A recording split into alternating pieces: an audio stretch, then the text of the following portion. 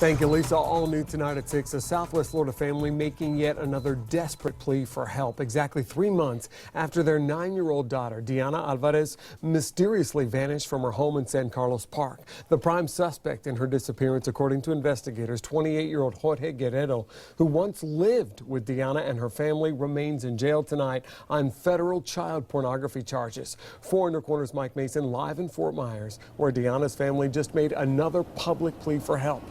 Mike? Some very emotional moments for the mother of Diana Alvarez. She was here talking with her attorney just 2 hours ago at this news conference, telling everybody that she just can't take it anymore since Diana's disappearance, saying the family has gotten sick over all of this, but wanting people to remember this is still a lost little girl and asking people, don't forget about my child, just don't forget about my child. Now, attorney Tom Posada represents her. He had some pretty big announcements today saying the FBI is testing and examining some new evidence in this case. But he won't say what that evidence is or what it's linked to. He does say it may have something to do with Diana and her connection to Jorge Guerrero, the guy who was suspected of abducting her, but he's not saying that for sure.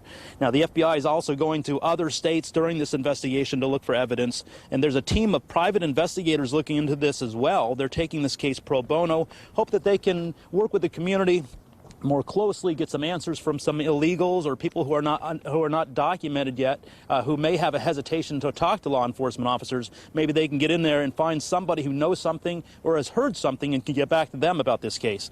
And so far, there has been no one who has gone down to Mexico to talk to anybody related to Diana, especially her father, who lives in Mexico. It was reported that Mexican authorities did send some law enforcement officers down there. We are now told that's not true. It never happened. And so this is what they had to say during the press conference about this.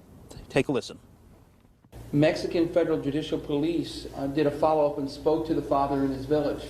That request was done by the FBI through their Mexico City office.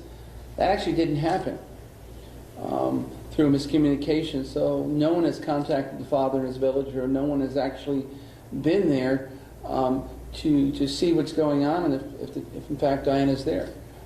That gives them a hope.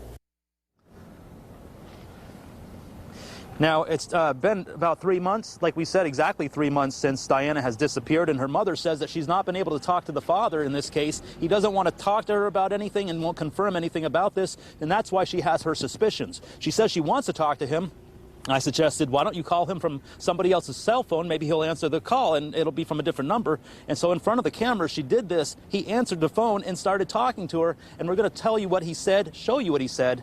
And it's pretty interesting to hear what may or may not have come out of that tonight. You're going to have to decide for yourself. Reporting live in Fort Myers, Mike Mason, Fox 4, in your corner. All right. Thank you very much, Mike.